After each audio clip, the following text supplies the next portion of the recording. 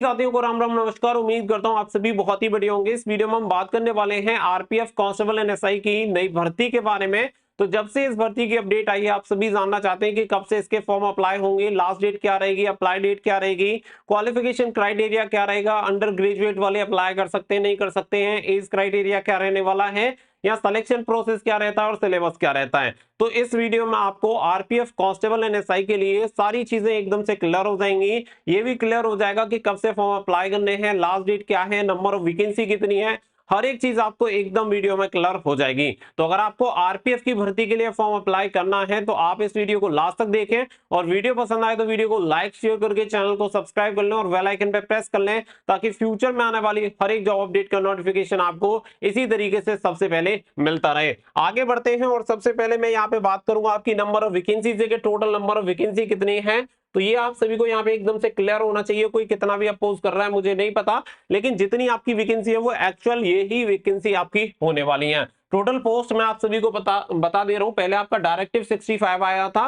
तो उसमें टोटल आपकी 2250 वैकेंसी बताई गई थी। 2250 में से आप सभी को पता है कि 250 वैकेंसी आपकी एसआई की थी और बाकी की जो वैकेंसी थी 2000 वैकेंसी वो आपकी कांस्टेबल की थी। लेकिन ये वैकेंसी रिवाइज होकर मैंने आप सभी को पहले इंफॉर्मेशन दी थी कि जो भी वैकेंट पोस्ट है उन सभी वैकेंट पोस्ट का डेटा कलेक्ट किया जा रहा है और उसके बाद फाइनल जो नंबर ऑफ वैकेंसीज होंगी वो आप सभी के साथ शेयर की जाएंगी और वही आपको नोटिफिकेशन में देखने के लिए मिलेंगी। तो एट प्रेजेंट टाइम कांस्टेबल की जो वैकेंसीज है वो 4208 वैकेंसी है। तो 4208 वैकेंसी के लिए आपका नोटिफिकेशन है। इसी तरीके से सब इंस्पेक्टर यानी एसआई की जो टोटल पोस्ट है वो है 458। तो टोटल मिला के 4660 आपकी वैकेंसी हो जाती है। बहुत सारे बच्चे कह रहे थे कि आपने कहा था कि आप वैकेंसी इंक्रीज होंगी, तो यार मैंने आपको पहले ही बोला था कि आपकी वैकेंसी लगभग डबल हो जाएंगी। अगर आप डबल देखें तो यहाँ पे 2250 आपकी वैकेंसी है, इसके हिसाब से भी अगर आप देखेंगे तो डबल से भी थोड़ी सी ज्यादा आपकी वैकेंसी हो चुकी है। बाकी का इससे भाई जितनी वैकेंसी विभाग में खाली होंगी उससे अधिक वैकेंसी कैसे निकाली जा सकती है। जितनी स्वीकृत संख्या है ऊपर से उससे अधिक वैकेंसी कभी भी किसी भी विभाग में नहीं निकाली जा सकती। तो फिलहाल इतनी वैकेंसी खाली थी जितनी यहाँ पे आरपीएफ ने इसका नोटिफिकेशन जारी किया है, तो इतनी आपकी वैकेंसीज है। तो टोटल 4660 वैकेंसी के लिए नोटिफिकेशन है। कांस्टेबल 4208 और सब इंस्पेक्टर आपकी 458 वैकेंसी रहेंगी, जिसके लिए ऑल ओवर इंडिया से कैंडिडेट अप्लाई कर सकते हैं, मेल एंड फीमेल। अब अगर हम बात करें आगे क्वालिफिकेशन के बारे में, तो देखिए अगर आपको कांस्टेबल के लिए अप्लाई करना है तो यहाँ पे 10वीं पास आप होने चाहिए, 10th पास आप होने चाहिए, कितनी भी परसेंटेज हो, कोई भी सब्जेक्ट हो, कोई फर्क नहीं पड़ता है, बस 10वीं पास का सर्टिफिकेट आपके पास होना चाहिए। कौन सी डेट तक होना चाहिए आप सभी को बता दें कि इसकी जो अप्लाई डेट है वो है 14 मई 2024, इसकी लास्ट डेट है। तो 14 मई 2024 तक आप सभी के पास 10वीं की क्वालिफिकेशन होनी चाहिए।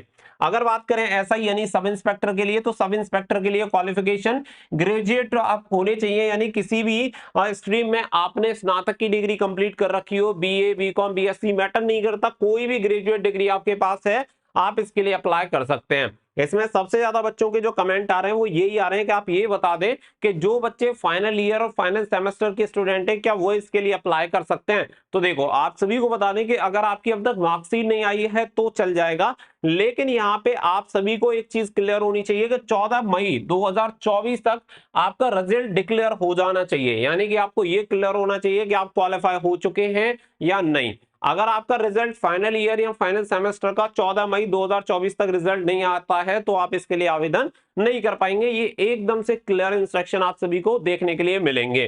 तो यहाँ पे जो भी बच्चा जिसकी क्वालिफिकेशन ग्रेजुएशन पास 10th पास 14 मई 2024 तक कंप्लीट हो जाती है वो इसके लिए आवेदन कर सकता है, क्योंकि 14 मई 2024 को मुझे लगता है 10th पास वालों का भी बहुतों का रिजल्ट आ जाएगा और ग्रेजुएट वालों का भी आ जाता है, तो वो भी इसके लिए अप्लाई कर पाएंगे। अब अगर हम बात करें यहाँ पे एज की कि एज क्राइटेरिया क्या रहेगा, तो देखो कांस्टेबल एंड सब इंस्पेक्टर दोनों के लिए जो मैक्सिमम एज क्राइटेरिया होता था वो पहले आपका 25 साल होता था। तो जो कांस्टेबल के लिए होता था वो होता था 18 से 25 और एसआई के लिए 20 से 25। लेकिन अभी यहाँ पे 3 साल का रिलैक्सेशन आप सभी को मिल रहा है, इसलिए कांस्टेबल का जो एज क्राइटेरिया है अभी वो जनरल क्राइटेरिया में 18 से 28 और सब इंस्पेक्टर के लिए 20 से 28 साल आपका रहेगा। ये क्राइटेरिया जनरल और ईडब्ल्यूएस कैंडिडेट पे अप्लाई होता है। अगर आप ओबीसी कैंडिडेट हैं तो दोनों ही पोस्ट के लिए आप 31 साल तक अप्लाई कर सकते हैं, और वहीं पे आप एससी या एसटी कैंडिडेट हैं तो आप 33 साल तक इस वैकेंसी के लिए अप्लाई कर सकते हैं।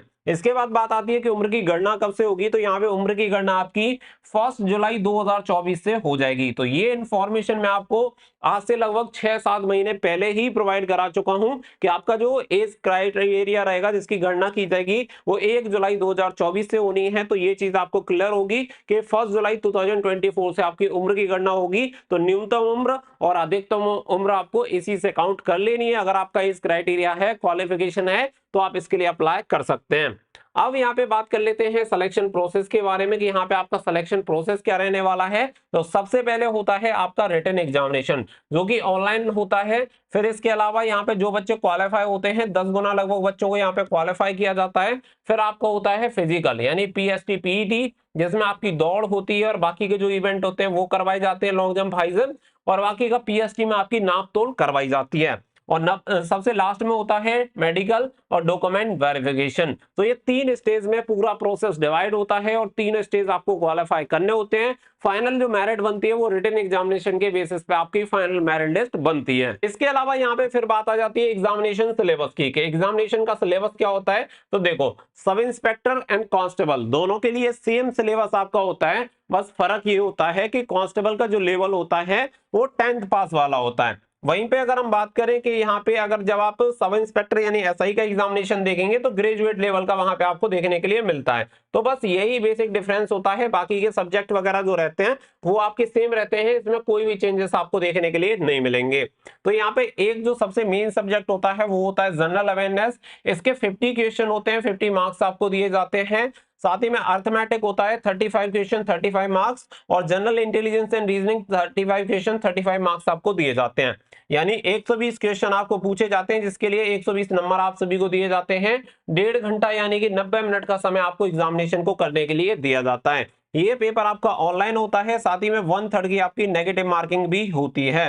यानी कि अगर आप 3 गलत उत्तर देते हैं तो आपके 1 का अंक यहाँ पे डिटेक्ट कर लिया जाएगा, 1 नंबर आपका यहाँ पे कट जाता है। तो ये हो गया सिलेबस की बात। सिलेबस के साथ अगर बात करें तैयारी की, तो देखिए तैयारी के लिए आपको सब इंस्पेक्टर के लिए यहाँ पे प्रैक्टिस वर्कबुक मिल जाती है, और ये प्रैक्टिस वर्कबुक आती है किरण पब्लिकेशन की, one of the best publication आप सभी को पता है।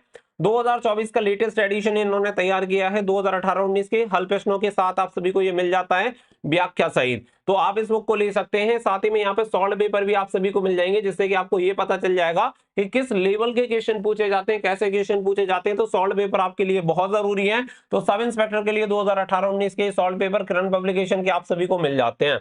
इसी तरीके से कांस्टेबल के लिए 22 सेट आप सभी को मिल जाएंगे प्रैक्टिस वर्कबुक के, जो कि आपको 2019 के हल प्रश्नों पत्रों के सहित आपको मिल जाते हैं व्याख्या के साथ। ये भी किरण पब्लिकेशन का 2024 का लेटेस्ट एडिशन आप सभी को मिल जाएगा। और 2019 के सॉल्व पेपर कांस्टेबल के लिए भी मिल जाते हैं, और इसमें टोटल आपको 41 सेट देखने के लिए मिल जाएंगे 2024 का लेटेस्ट एडिशन, जो कि आरपीएफ कांस्टेबल के लिए किरण पब्लिकेशन का आता है। अगर आप इसे ऑनलाइन परचेस करना चाहते हैं तो ऑनलाइन की लिंक भी मैंने वीडियो के डिस्क्रिप्शन में दे दी है। अगर आप चाहते हैं कि इसे बुक स्टोर से जाके परचेस करना है तो आप अपने नियर बाय बुक स्टोर से भी जाके इन बुक को परचेस कर सकते हैं।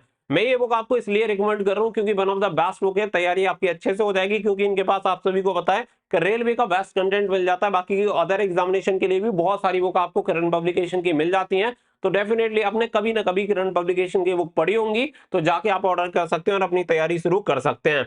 इसके अलावा जो बात आती है वो आती है पीएसटी की। यहाँ पे कांस्टेबल एनएसआई के लिए सेम पीएसटी रहता है, यानी कि फिजिकल मेजरमेंट जो आपका होता है, फिजिकल स्टैंडर्ड टेस्ट, वो आपका सेम रहता है। यहाँ पे जनरल और ओबीसी की अगर हम बात करें तो लंबाई होती है 165 सेंटीमीटर मेल कैंडिडेट के लिए, और अगर आप फीमेल कैंडिडेट हैं तो 157 सेंटीमीटर लंबाई होनी चाहिए। अगर चेस्ट की बात करें तो मेल कैंडिडेट के लिए 80 से 85 सीना आपका होना चाहिए। वहीं पे अगर आप एससी और एसटी कैंडिडेट हैं तो आपकी मेल कैंडिडेट में लंबाई 160 सेंटीमीटर, और सीना मेल कैंडिडेट के लिए 76.2 सेंटीमीटर से लेके 81.2 सेंटीमीटर सीना आपका होना चाहिए।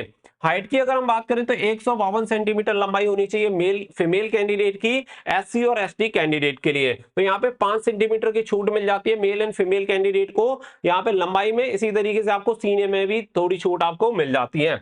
अगर आप गढ़वाली, गोरखा, मराठा, डोगरास, कुमायूं या फिर अदर कैटेगरी वाइज गवर्नमेंट जो भी अप्रूवल होता है उसके अकॉर्डिंग 163 सेंटीमीटर लंबाई होनी चाहिए मेल की, और सीना होना चाहिए 80 से 85 सेंटीमीटर, और लंबाई यहाँ पे आप सभी की होनी चाहिए 155 सेंटीमीटर। तो ये आपकी लंबाई होनी चाहिए, इसके अकॉर्डिंग आप इसके लिए फॉर्म अप्लाई कर सकते हैं। ये यहाँ पे फिजिकल की यानी फिजिकल एफिशिएंसी टेस्ट पीईटी, तो पीईटी यहाँ पे कांस्टेबल एनएसआई का दोनों का अलग अलग होता है, तो दोनों का क्राइटेरिया आपको अलग देखना पड़ेगा। अगर आप कांस्टेबल मेल कैंडिडेट हैं, यानी कि मेल कैंडिडेट को कांस्टेबल के लिए 1600 मीटर की रनिंग 5 मिनट 45 सेकंड में कंप्लीट करनी होती है। लॉन्ग जंप रहेगी 14 फीट और हाई जंप रहती है 4 फीट। वहीं पे अगर फीमेल के लिए बात करें तो अगर आप कांस्टेबल के लिए फीमेल कैंडिडेट अप्लाई करती हैं तो 800 मीटर की रनिंग 3 मिनट 40 सेकंड में कंप्लीट करनी होगी। लॉन्ग जंप 9 फीट होती है और हाई जंप आपकी यहाँ पे 3 फीट कंप्लीट करनी होती है। सब इंस्पेक्टर के लिए अगर हम बात करें फिजिकल की, तो देखिए सब इंस्पेक्टर मेल कैंडिडेट के लिए 1600 मीटर की रनिंग 6 मिनट 30 सेकंड में पूरी करनी होगी। लॉन्ग जंप 12 फीट कंप्लीट करनी होगी। High jump 3 feet 9 inch complete करनी होगी। और एसआई फीमेल के लिए अगर हम बात करें तो यहाँ पे 800 मीटर की रनिंग 4 मिनट में पूरी करनी होगी।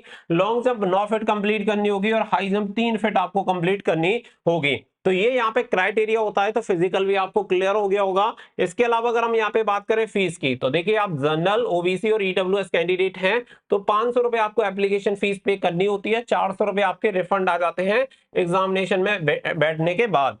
अदर कैटेगरी जो भी फीमेल हो गई, SC ST ex serviceman candidate हो गए, उन्हें 250 रुपए एप्लीकेशन फीस पे करनी होती है और एग्जामिनेशन में अपियर होने के बाद पूरी की पूरी 100% एप्लीकेशन फीस जो होती है वो आपकी रिफंड हो जाती है। इसके अलावा अगर हम यहाँ पे बात करें अप्लाई डेट के बारे में, तो यहाँ पे 15 अप्रैल 2024 से आप इसके लिए ऑनलाइन अप्लाई कर पाएंगे। लास्ट डेट आपकी 14 मई 2024 यहाँ पे रहने वाली है।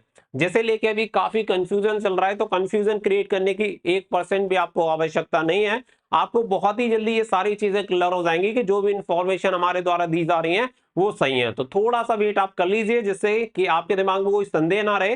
वैसे तो आप सभी जानते हैं कि आपको कभी भी किसी प्रकार से गलत जानकारी नहीं दी जाएगी। तो इसके अकॉर्डिंग जो भी डिटेल्स आप सभी को बताई गई है, आप अपनी तैयारी शुरू कर दीजिए। अगर आप ये क्राइटेरिया फुलफिल करते हैं तो आप आरपीएफ कांस्टेबल के लिए एलिजिबल हैं और फॉर्म अप्लाई कर सकते हैं। आई होप पूरी जानकारी मिल गई होगी, क्योंकि आप सभी के द्वारा बहुत ही ज्यादा कमेंट और मैसेज आए थे कि इसकी डिटेल वीडियो बनाइए जिससे कि हमें सारी चीजें क्लियर हो जाएं। तो उम्मीद करता हूं कि आपको कोई भी डाउट इस भर्ती के बारे में नहीं रहा होगा। जो भी जानकारी दी गई है वो एकदम सही है। इसी प्रकार से आपकी पूरी भर्ती कंप्लीट होने वाली है, तो तैयारी में जुट जाइए, क्योंकि इस बार आपको आरपीएफ में एक सीट पर सिलेक्शन जरूर लेना है। मिलेंगे नेक्स्ट वीडियो में, फिलहाल के लिए बस इतना ही। So thank you for watching. जय हिंद, जय भारत।